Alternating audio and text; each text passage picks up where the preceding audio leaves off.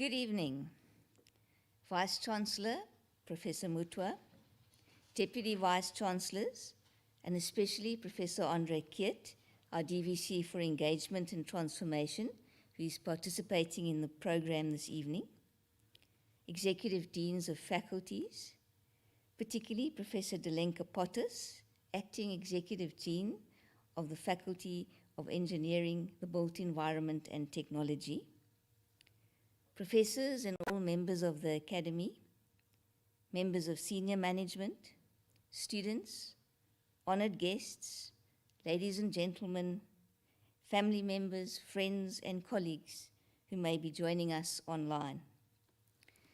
It is a great pleasure for me to welcome you here this evening on the occasion of the inaugural lecture to be delivered by Professor Farouk Smith.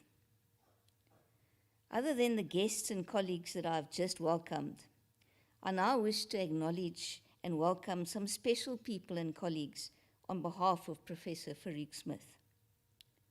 To start off with, Professor Smith wishes to express his deep gratitude towards his late mother, Hajira Smith, and his father, Ahmad Smith, for always believing in him and encouraging him throughout his academic career. He believes that the main reason that he has reached this key moment in his career today is due to the constant, beautiful words and care from his mother since his childhood. Professor Smith is especially thrilled as well that his father is present at this inaugural lecture this evening. Then, I further wish to acknowledge and welcome in particular Professor Smith's family and extended family and friends, especially his wife, Sophia, his sons, Ahmad Siraj and Mikhail, and his daughter, Hajira, his doctoral supervisor, Dr. Sias Mostert, and colleagues whom he has collaborated with, which includes Dr. Arno Barnard, Dr. Ricky Smith, Dr. Retief Neveling, and Dr. Rudolf Hunchudo, along with colleagues from the NRF Itemba Labs community. Prof. Smith is grateful to all of you for journeying with him and supporting and encouraging him on the road to this major career milestone. We know that the support of family and friends and colleagues is at the core of our success as individuals. Someone outside of academia asked me recently, how does a person become a professor? My response was twofold. You either apply for a vacant professor post, or you are promoted to become a professor. Either way, you must meet stringent criteria. Included in these criteria are provide leadership in learning and teaching facilitation and innovation and in curriculum design, actively engage in sustained research projects and the supervision of the research of masters and doctoral students, publish regularly and present papers at conferences, some of which are invited and some are keynote addresses, promote a research culture in the department, mentor young colleagues, display academic citizenship in terms of involvement in committee work and leadership in the university. In contributing to the body of knowledge in the discipline, you also display academic citizenship, as well as in engagement with external communities to co-create solutions to vexing societal challenges. And lastly, and very importantly, to be recognized nationally and internationally for contributions made to teaching and learning, research, innovation, and engagement. Professor Smith, as you know, I chaired the interview panel when you were being considered for promotion to a full professor. We had an external expert from your discipline on that panel who assisted us to gauge the extent to which you have contributed to your discipline and the nature of the national and growing international recognition for your work. The panel decided that there was more than enough evidence that you met the criteria and hence recommended your promotion to full professor. Colleagues, ladies and gentlemen, It is always a matter of personal pride and pleasure when one of our own is acknowledged by their peers in the academic community. This indeed is the case with you, Farouk. Let me congratulate you, Professor, on your outstanding achievement.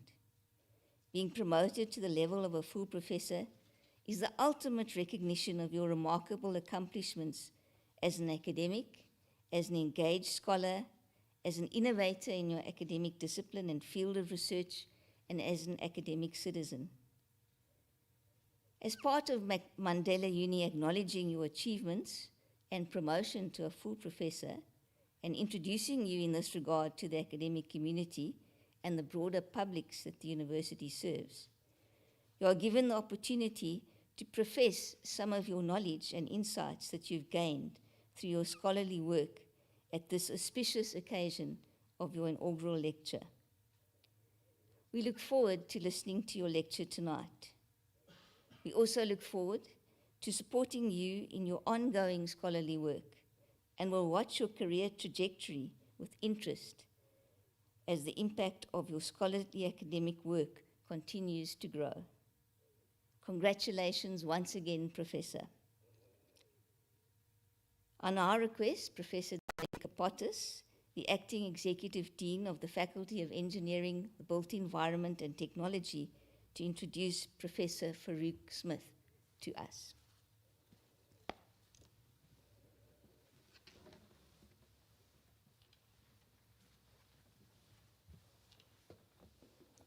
Thank you, Professor Foxcroft. Vice-Chancellor. Good evening, ladies and gentlemen. It is my pleasure this evening to introduce Professor Farouk Smith to you. Farouk was born on 3 December 1973 in Port Elizabeth, now known as Gqeberha. He completed 2 bachelor degrees at the University of Cape Town, during which time he received various awards, including a physics class medal in the final year of the BSc Physics in 1994.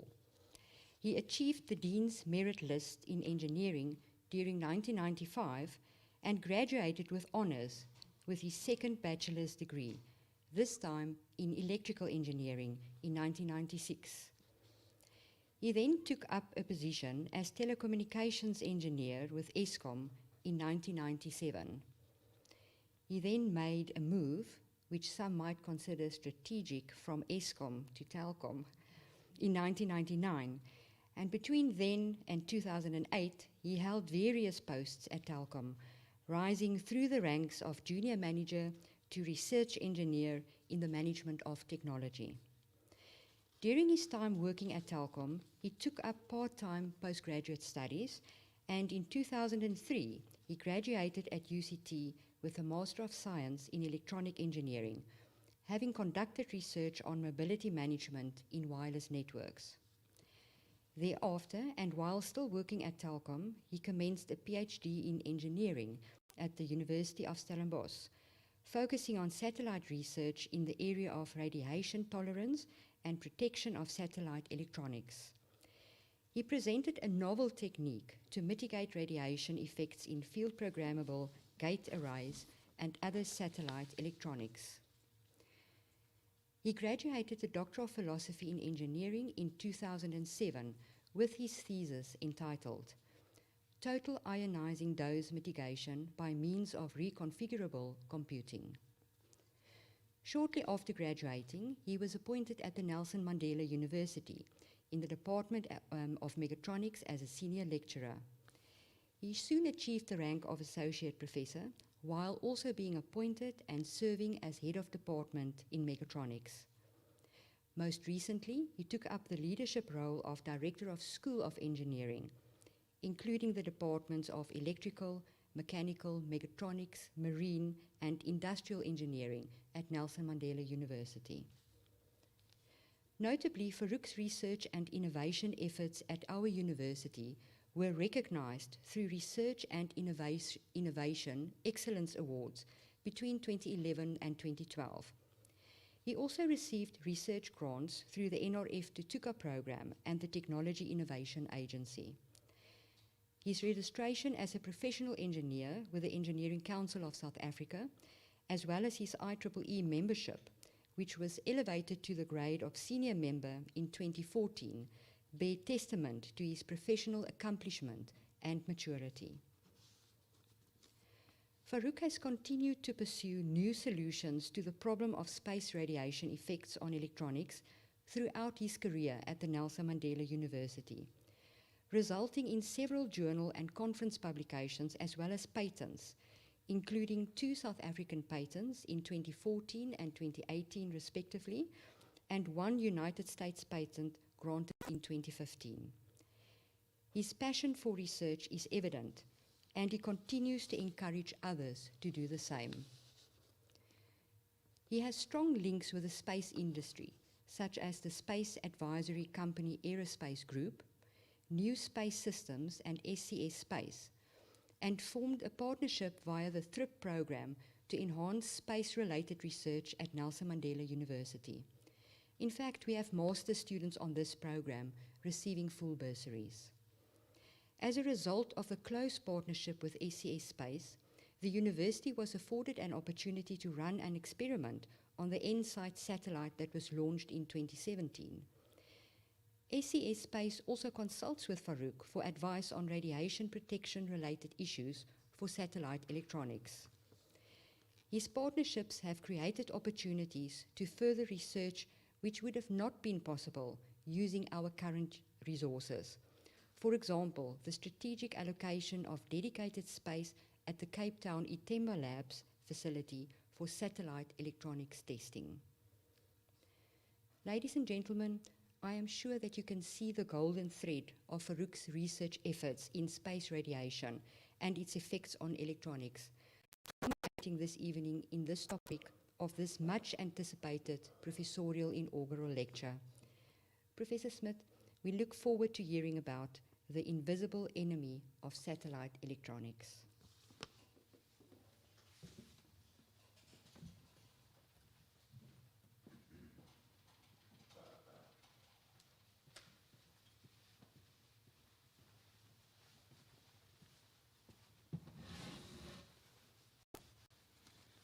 Thank you, professors, for that introduction. I think I will go straight to the presentation, and I hope you enjoy it. Thank you. The focus of today's lecture will be the invisible enemy of satellite electronics. But before I get into that topic, I would like to discuss a typical low Earth orbit satellite. So the one that I'll be showing you is via 2 animations, and the first one that you see in this animation, it's bearing the university's name. Of course, we don't have our own satellite, but who knows, perhaps if we partner with a correct institution in future, we might become a reality. But what I can say with certainty is that we are involved in some aspects of satellite technology, and we are actively contributing to the field. So the 2 animations that I'm showing you, the current one that is playing is shown from the viewpoint of an observer some distance from the Earth, such that the satellite orbit and the Earth's rotation can be seen underneath. And the second one that I'll be showing is from the satellite points of view. That is a camera that is mounted on the satellite and then moving with it. Now, by looking at this animation, we can see that due to the Earth's rotation, it is possible to combine the advantages of low altitude orbits with global coverage using these near polar orbiting satellites, which have an orbital plane that crosses the poles. Now, these satellites, for obvious reasons, are termed polar orbiting satellites and are launched into orbits at high inclinations to the Earth's rotation, such that they cross high altitudes, or rather latitudes near the poles. Most of these orbits are circular to slightly elliptical at distances ranging from about 700 to 1,700 kilometers from the geoid. What the geoid is just a shape that the ocean surface would take under influence of gravity if all other influences are removed, such as the winds and the tide. Now, these satellites at different altitudes travel at different speeds, What high inclination means is that the subsatellite point moves north or south along the surface projection of the Earth's axis as seen in this animation. Now, if the orbit is designed correctly, the subsatellite point can be largely in the day side or the night side of the planet during the entire orbit. Such an orbit is termed sun synchronous. Obviously, in order for this to happen, the orbital speed of the satellite would have to phase with the rotation of the Earth. The result is that the orbit of the satellite can be phased so that the satellite maximizes its coverage of the day side of the planet. The ground track of a satellite is displaced to the west after each orbital period due to the gravitational effects and also the rotation of the Earth. This can be seen in this animation. The displacement of longitude is a function of the orbital period, which is often less than 2 hours for low altitude orbits.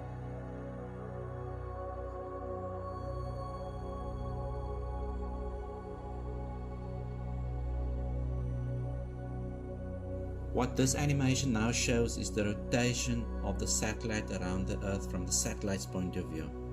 This might appear strange to you since we're used to seeing the Earth from some distance as shown in the previous animation. However, this view shows more or less the coverage that the satellite would see as it rotates the Earth. Although it appears as though the Earth is rotating north to south, this is not the case. It only appears so if the satellite is kept constant.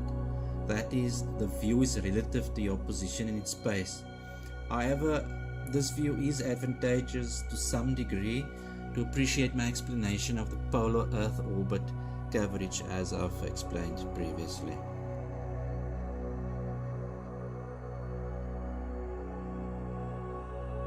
Satellite orbits are not the main focus of what I want to discuss today. Today, what I want to tell you about is the invisible enemy that satellites face on a continuous basis, and we as design engineers must ensure that satellites perform according to their specifications at all times. And that is not easy. The invisible enemy that I'm referring to is called space radiation. Now, most people are familiar with the effects of radiation on the human body and that it can cause serious illness and in high doses even death. But very few realize that the study of radiation effects on electronics is a very active and important area of research to ensure any adverse effects to satellite operation is mitigated as much as possible. So even though they are in orbit hundreds or even thousands of kilometers above us, satellites play a very important part in our everyday lives, whether we realize it or not. Now, as I mentioned earlier, satellites are constantly exposed to space radiation.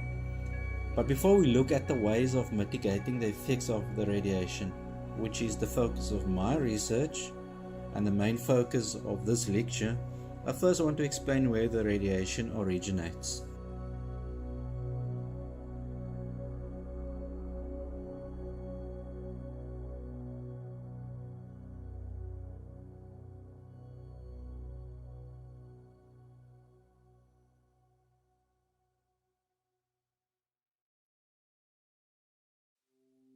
Cosmic rays are high-energy protons and atomic nuclei that move through space at nearly the speed of light. They originate from the Sun, from outside of the solar system in our own galaxy, and also from distant galaxies. Upon impact with the Earth's atmosphere, cosmic rays produce showers of secondary particles, some of which reach the surface and can be easily detected by devices such as, for example, Geiger counters, although the bulk is intercepted by the magnetosphere or the heliosphere.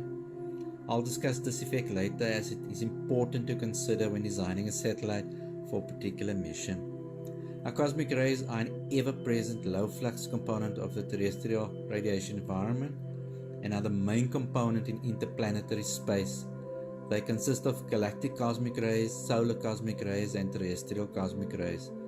The composition of these rays is approximately 85% protons, 14% alpha particles, and 1% heavy nuclei, all of which come from outside the solar system.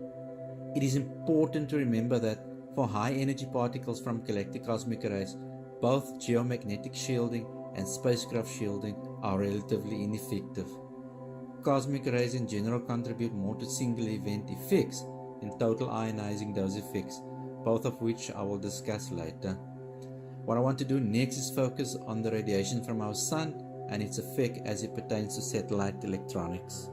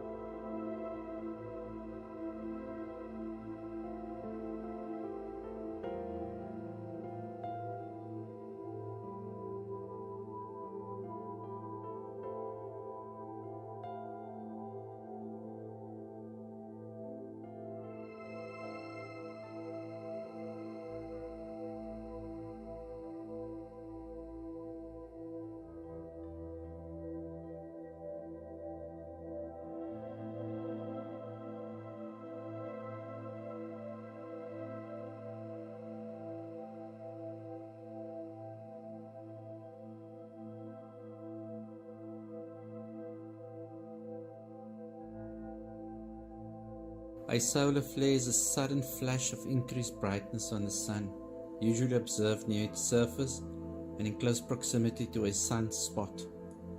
Powerful flares are often accompanied by what's called a coronal mass ejection. Even the most powerful flares are barely detectable in the solar irradiance. The problem for us is that flares are closely associated with the ejection of plasmas and particles through the sun's corona into interplanetary space. And the problem is, if the ejection is in the direction of the Earth, particles associated with this disturbance can penetrate into the upper atmosphere and cause bright auroras and may even cause disruption to long-range communication and of course to satellite electronics. Solar cosmic rays have slightly different composition compared to their galactic counterparts.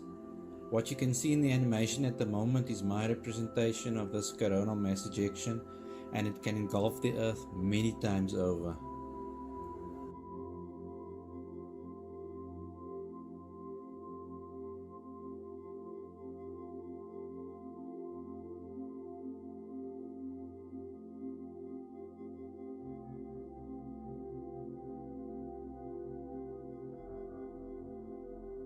Moving towards the Earth, the magnetic field of the Earth traps electrons, protons, and some heavy ions that originate from the solar wind. These particles spiral about the closed loops of the magnetic dipole of the Earth and move back and forth between the regions of maximum magnetic field strength, which is located at the poles. The electrons drift west to east while the protons drift east to west. Motion of these particles around the Earth form domains which are referred to as radiation belts or Van Allen belts, as illustrated in the animation. This is not an accurate version of the radiation belts, but merely to give you a sense of what it looks like. The trapped electrons occupy two zones, namely the inner zone and the outer zone. The inner zone extends to an altitude of about 2.4 Earth radii from the equator, while the outer zone extends from an altitude of 2.8 to about 12 Earth radii. The region between the two zones is referred to as the slot. The electron density in the slot is usually low, however it may increase a few orders of magnitude during magnetic storms. Unlike electrons, protons cannot be assigned to inner and outer zones since they have energies that decrease monotonically with increase in altitude up to a trapping boundary of about 3.8 Earth radii. Trapped protons may have energies as high as 5 mega electron volt, with peak fluxes for the most energetic particles occurring at relatively low altitudes. The South Atlantic anomaly is also worth mentioning. It's very important. It is a result of the offset of the Earth's magnetic dipole to the axis of rotation by approximately 11 degrees, with a displacement towards the western Pacific. This causes a dip in the magnetic field, which causes the radiation belts to reach lower altitudes over the coast of Brazil. This anomaly is responsible for most of the radiation absorbed by spacecraft in low Earth orbits. Cyclic variations in solar activity also have an effect on the fluxes of particles within these radiation belts. Now, there are mathematical models that have been created to provide estimates for the fluxes of each particle at different orbits. Exposure to protons and heavy ions on spacecraft is of grave concern, since they are the main cause of single event effects, which I'll discuss later. Both protons and electrons should however be considered when it comes to total dose absorbed by spacecraft in orbit. What you can see in this animation is the satellite in orbit surrounded by a sea of particles. Of course, the size of the particles is exaggerated. However, not every particle that interacts with the satellite will cause an upset. This can easily be explained by a concept called the cross-section. I imagine two balls rolling towards one another. The likelihood of a collision depends on easy to grasp concepts: how big they are or how precisely they are aimed at each other. When you start talking about the likelihood of particles colliding, things get a bit trickier. That's why physicists use the term cross-section. Unlike solid objects, elementary particles themselves behave as tiny waves of probability. In physics, a cross-section describes the likelihood of two particles interacting under certain conditions. Now, those conditions include, for example, the number of particles in the beam, the angle at which they hit the target, and what the target is made of. Cross-sections are among the most important measurable quantities in nuclear, atomic, and particle physics. We also use the concept to characterize the operation of electronics in the presence of high-energy radiation. What I will show in the next few short animations is a simple illustration of these concepts, without relying on mathematical detail as to the calculation of the cross-section. However, I'm sure you will get a good understanding of what it means physically, and this is important to understand how electronics are characterized for single event effects.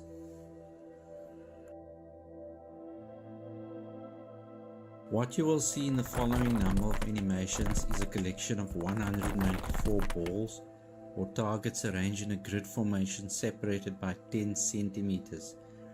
Above it is a plane that releases 1,000 smaller particles, also called projectiles, under the influence of gravity, and my aim is to see under what conditions the targets are dislodged from their positions and fall to the ground below. By counting the number of balls that fall to the ground and knowing the cross-sectional area of the target grid, we can get an estimate of the cross-section. I also change the mass of the targets, distance between them, as well as the horizontal target grid plane angle to see if the probability of interaction is a function of these parameters. It is important to note that the cross-sectional area of the projectile plane is larger than that of the target grid plane.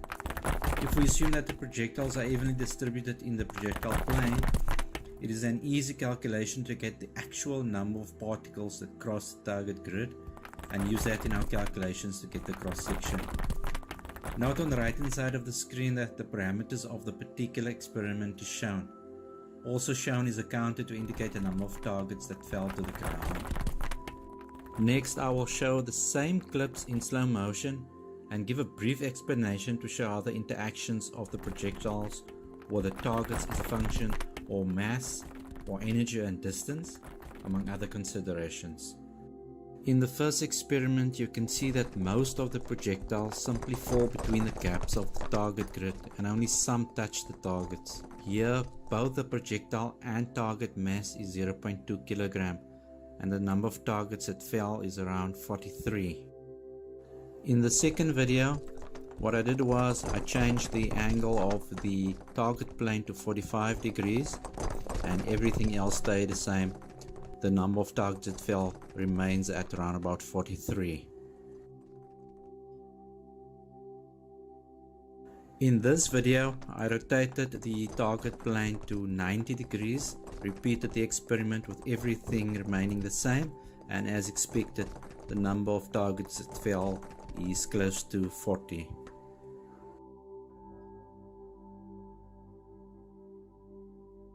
In experiment 4, I rotate the target plane 135 degrees, which is equivalent to 45 degrees, and I expect the number of targets that fall to be within the same error of margin as the 45 degrees, which is around about 40. This experiment is interesting in a different way to the previous ones, because here I changed the target mass now from 0.2 kilogram to 1 kilogram, and then see if the result is similar or slightly different. And as you can see that the total number of particles that fall is 27, which is significantly less than the 43 we had previously, meaning that mass or energy has an effect on the outcome.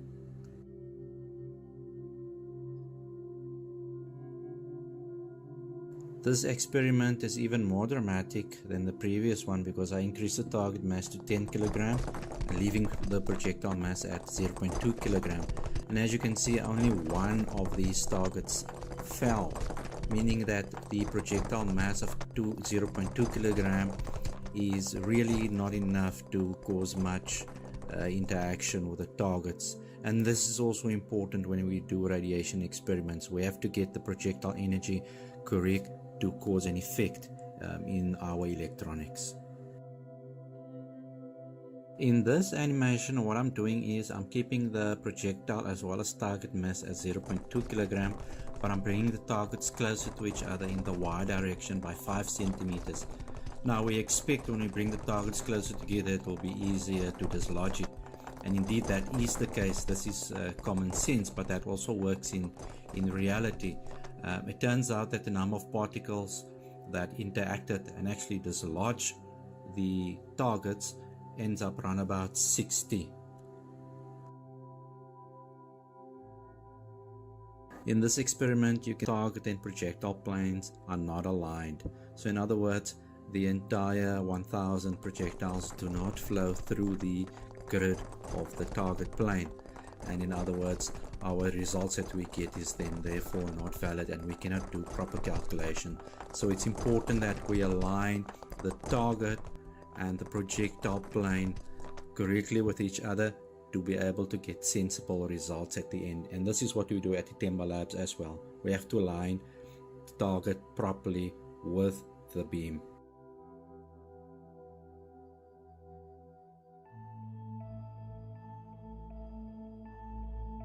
Now for the interesting part of my talk, what you can see is a very simple implementation of a satellite onboard circuit. This could represent an onboard computer.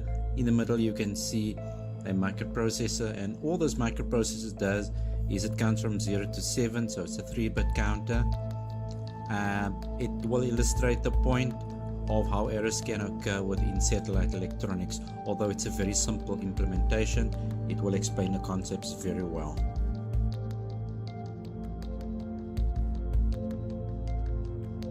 What I'm showing in this video is a microprocessor that has been decapsulated. So in other words, you can see the silicon die of this microprocessor. Now take note that the size of the silicon die is much smaller than the actual size of the microprocessor that you see. And the reason why we sometimes have to decapsulate it is when we do the calculation for the cross-section, we need to know the actual cross-section of the silicon die to be able to perform our calculations. And in this instance, it's exactly the same board, but from a different point of view. Now that you've seen the circuit board, I would like to go a little bit deeper and show you the details of the implementation of a 3-bit counter. So what you see here is 3 flip-flops, and these flip-flops are combined with combinational logics. The flip-flops is also called memory elements, And these memory elements store what's called a finite state machine. So it implements a finite state machine, and then I convert it with a binary to 7-segment display so that you can see the counter. So this one counts from 1 to 7 and then repeats itself. The current animation that I'm showing you is identical to the previous one, except now it's in a radiation environment. You can see the particle, and in this case the circuit performs perfectly as it should. However, in the next example that I will show you, an error occurs in one of these flip-flops, and then that results in an error in the output. In this video, what I want you to concentrate on is in the middle flip-flop. You will notice that this is the same counter as before. However, at some stage the middle flip-flop will be affected by a particle strike, and you will notice that the signals no longer change as it should from black to blue and blue to black, so that the output will change. And at some stage you will also notice that the counter on the right does not count anymore from 0 to 7 in that sequence, which means that an error has occurred.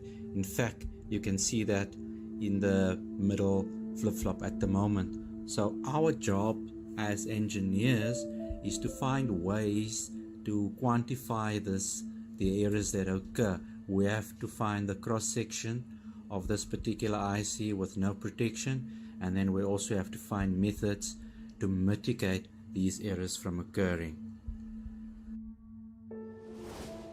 What you will notice in this circuit, the current circuit, is that instead of using 3 flip-flops, we've now tripled it. This is called triple modular redundancy, so that if an error occurs in one part of the circuit, we know that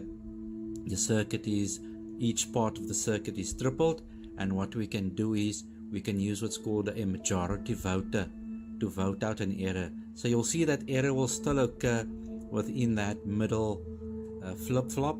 However, this majority voter will now only agree with the 2 on the sides, and it will still give you the correct output. The problem with triple modular redundancy is that we are wasting space within this microprocessor, because we can only use 1/3 of its full capacity. However, if we want to have a circuit without any errors, this is the trade-offs that we have to make. There are others, and I will introduce them as I go along. In this circuit, we only have one combinational logic, or one copy thereof, so an error there can still result in an error in the rest of the circuit. In this circuit, which is also an implementation of this 3-bit counter, I have, in addition to triple modular redundancy, I also have triple modular redundancy for the combinational logic. So not only the memory elements are tripled, but also the combinational logic. This one is called full triple modular redundancy, and it is one of the most secure ways of making sure that no errors occur anywhere in your circuit. However, this one is the most uses the most resources and the most power hungry implementation in an FPGA or microprocessor. So the idea here is that we don't want any errors to occur. Critical systems must not fail, and you would implement something like this. However, it is not the most efficient way of implementing a circuit within a microprocessor, because in a satellite application you want to implement as much logic as possible. So there are other ways, and we have developed some ways at the university to reduce the resources internally to this microprocessor. What I'm showing you in this animation is the same 3-bit counter. However, instead of making use of full triple modular redundancy, I've inserted a filter after the combinational logic. Now, this filter, developed at Nelson Mandela University, can filter out glitches in circuits, or single event transients as it's called.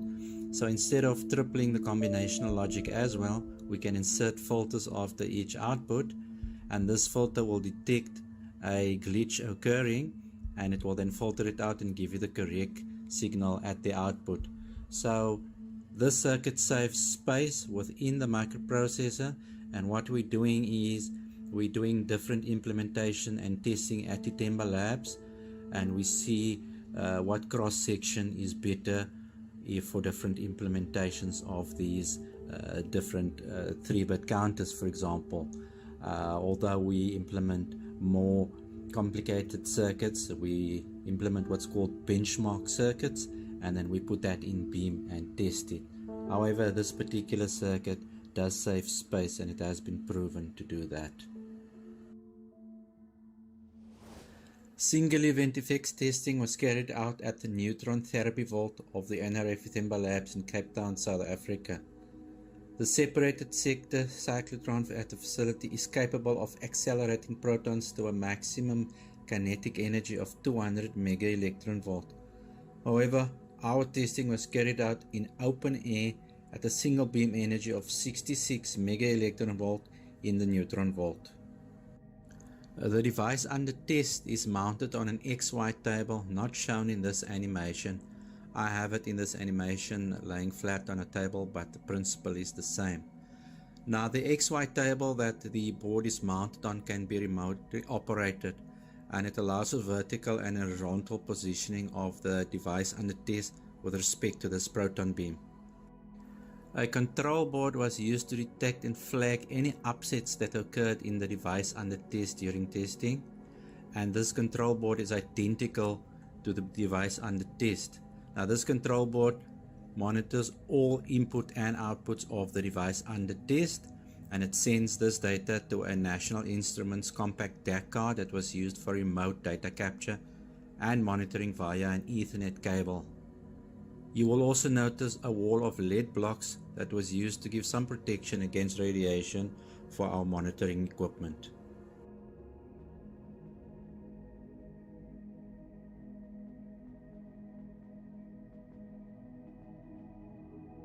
The current image shows the interface we use to monitor the control board as well as the device under test.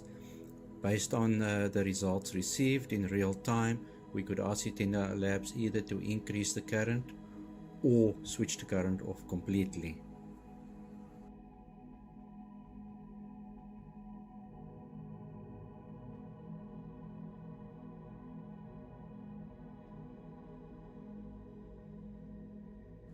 Test circuit 1, which implemented a shift register string with no protection, displayed the highest cross-section per bit among all test circuits.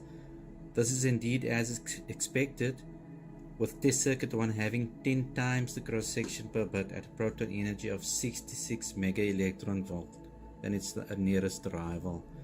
It was expected that test circuit number 2 would have lower cross-section per bit than the unmitigated design, since all latches were protected with local triple modular redundancy.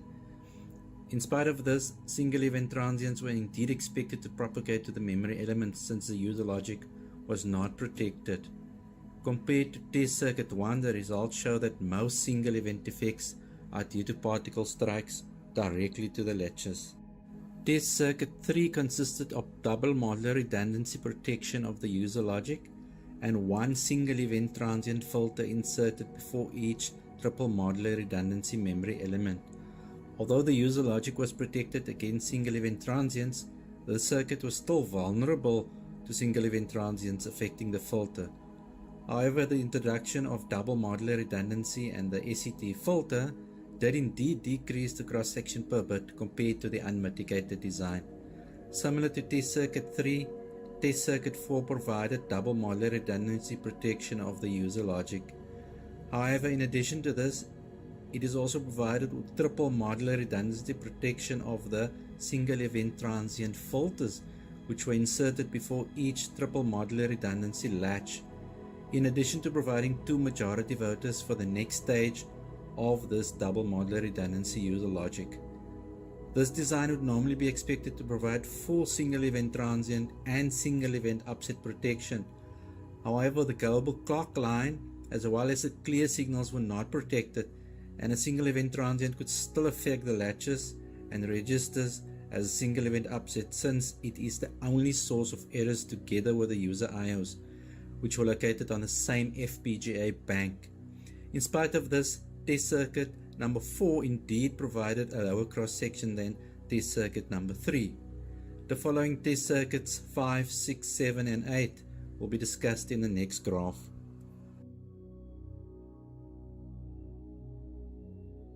This graph shows the other 4 circuits zoomed in. As you can see, test circuit number 6 has the lowest cross-section. This one is triple modular redundancy as expected.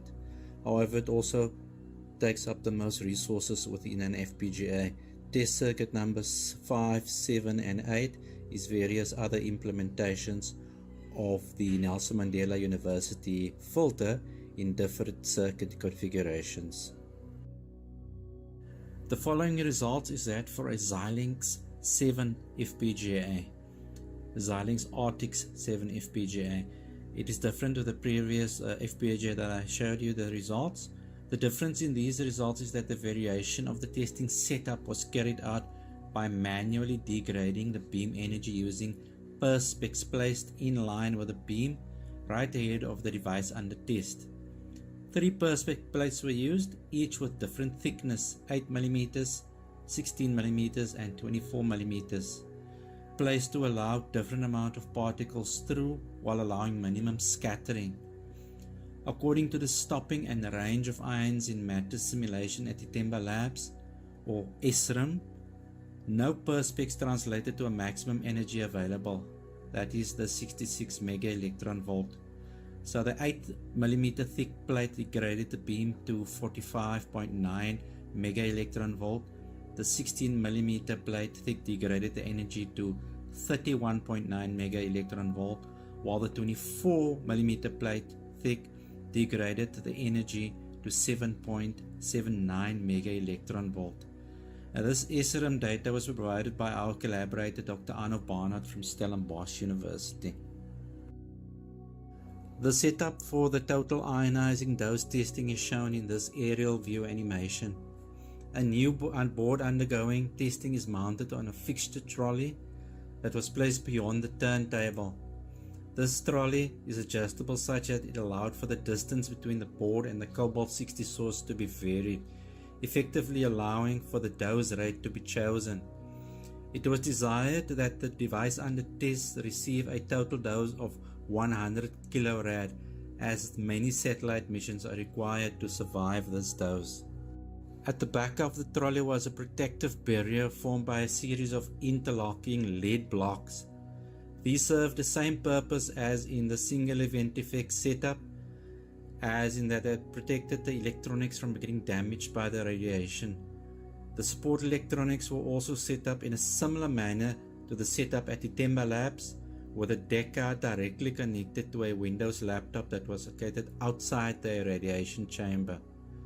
The Ethernet cable that was connected to this DAC card and to the Windows laptop left the irradiation chamber through a cable duct that ran through a 1 meter thick concrete wall of the chamber. LED blocks with small cutouts for cables were inserted on either side of these cable ducts so as to minimize the amount of radiation and ionized air that could travel to the operator outside.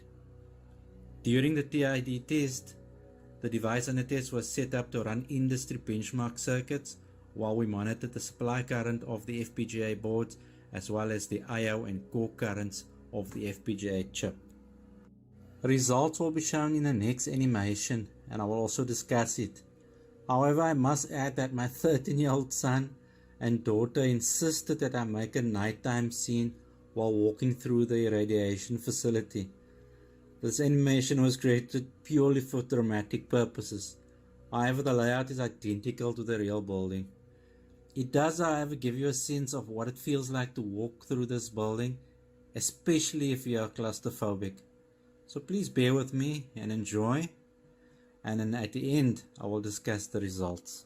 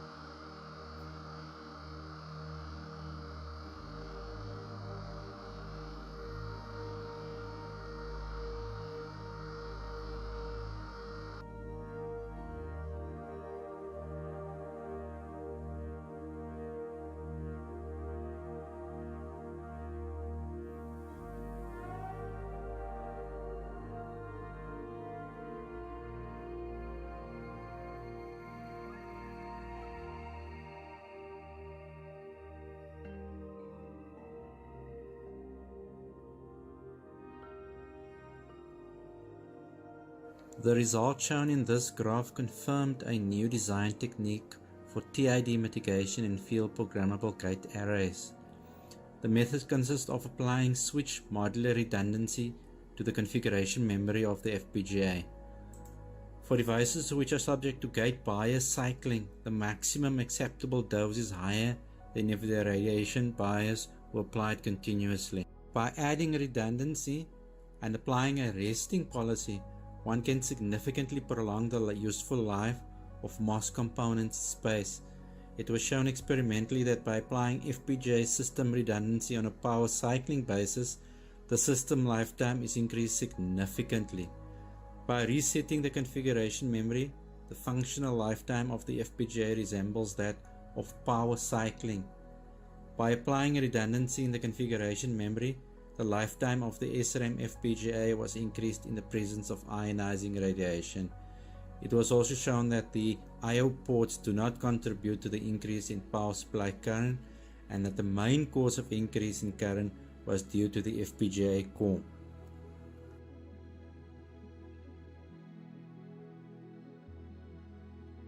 What we show in the next two diagrams is that we tested a signal by inputting it to the FPGA and then measuring how long it takes to reach the output before irradiation. We then did another test after irradiation, and we found that there is definitely an increase in the time delay, which tells us that total ionizing dose effects does indeed have an effect on the timing of the internal processor. This test was done for the PolarFire FPGA, and it showed a degradation of 7% in the delay.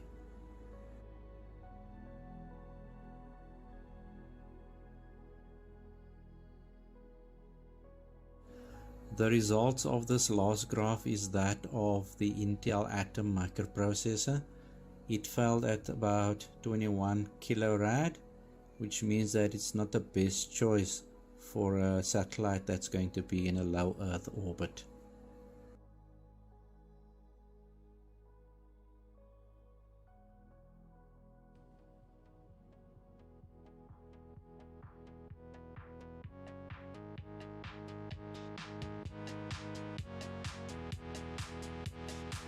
To conclude, we at Nelson Mandela University, together with our collaborators at Stellenbosch University, the physicists at Itemba Labs, and the Fruit-Fryer Radiation Facility, we are able to perform single event upset testing in order to determine device cross-section under various conditions, some of which were shown.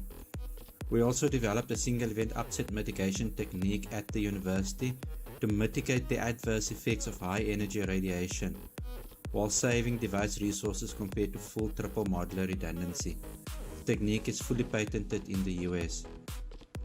We are also able to qualify electronics for total ionizing dose in order to determine under what conditions it will break down, and developed a technique to prolong its lifetime by means of what we call switch modular redundancy. Together with space weather models, we can estimate the lifetime of a satellite in orbit. Based on the results of switch modular redundancy, we recommend that all critical parts of a satellite be switched off or put in standby mode when crossing the South Atlantic anomaly. The university is also doing total ionizing dose testing on behalf of SES Space for the electronics of an export satellite. For more detailed technical information regarding my work, please visit my Google Scholar profile. Thank you.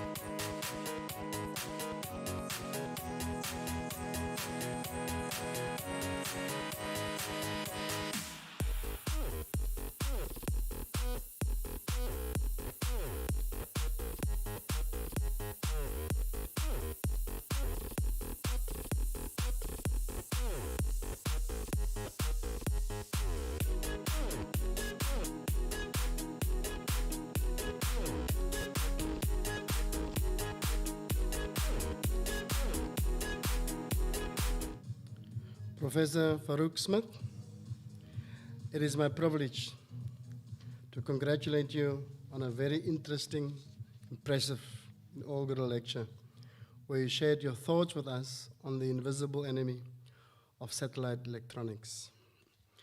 Your captivating explication on the dangers that low Earth orbit satellites are exposed to in relation to space radiation leads to your call for engineers and scientists to work towards mitigating these effects. Your work across different laboratory platforms and at our university that shows the internal structure and errors occurring in the microprocessors is a robust basis for inventing innovations to temper the impact of radiation. Prof. Smith, given the importance of low Earth orbit satellites for present and future ways in which life on our planet is and will be organized, your research is of compelling significance. It's extraordinary and dexterous. Congratulations again, and best wishes with the work lying ahead. May I also express the gratitude of our university for your contributions over many years, and especially relay the thanks of our Vice-Chancellor and executives who are present on this platform tonight. I would like to convey our thanks to those who attended this inaugural lecture virtually. Your interest in Prof. Smith's work and that of our university is much appreciated. Thanks to our DVC Prof. Cheryl Foxcroft for the welcoming remarks, and Prof. Pottas, the Acting Executive Dean of the EBET faculty, for introducing Prof. Smith to us. Thanks also to Prof. Smith's special guest, friends and family, and given the importance of this milestone, allow me to spend some time on this because this is Prof. Smith's wish. And of course it says a lot about the type of human being that you are. So to Ajira and Ahmad Smith, his parents, a special thank you to my late mother from Prof. Smith, and to his father who turned 81 years old yesterday. He's alive and kicking, he says, for always believing in him and encouraging him throughout his academic career. Those constant beautiful words since childhood and care from his mother is the reason he says he is here today, and also to his family and friends, Safia Smith, Ahmad Shiraz Smith, his son, Jira Smith. Safia is his wife, Jira Smith, his daughter, Mikael Smith, his second son, and then, of course, general family and friends. Special thanks to them for their love and unwavering support. And also thank you to Ahmad and Shiraz for their active role in producing and editing the sound and animations of this lecture.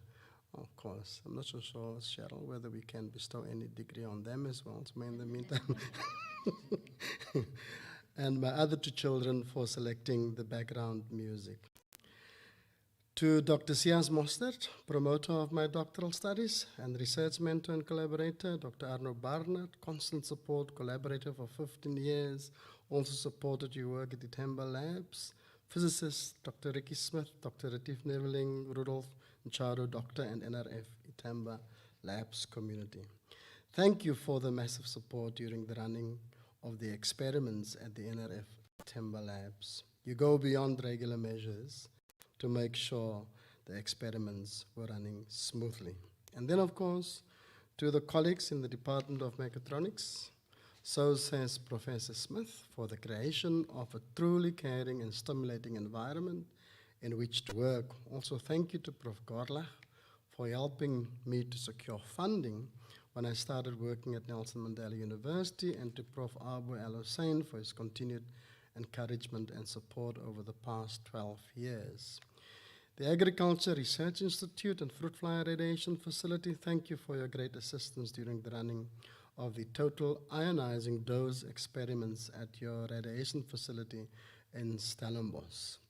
Colleagues further afield for continued research collaboration, Prof. Ben van Wyk for his constant encouragement and inspiration while working at Nelson Mandela University, Prof. Dalenka Pottas for continued belief and trust in me and being a guiding light for the EBET faculty, and then lastly to Prof.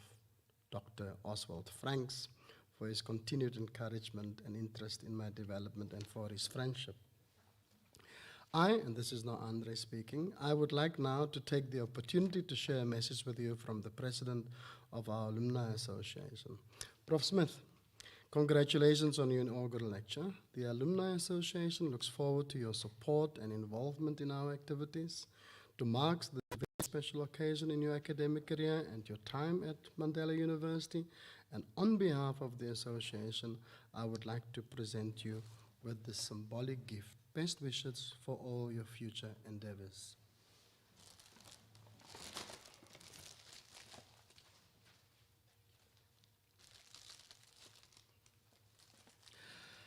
Last, but by no means least, thanks to the institutional governance team, in the Office of the Registrar, our communications and marketing team, and our ICT team that made the virtual inaugural lecture possible. You did a great job. This brings to a close the inaugural lecture of Professor Farouk Smith. Thank you very much.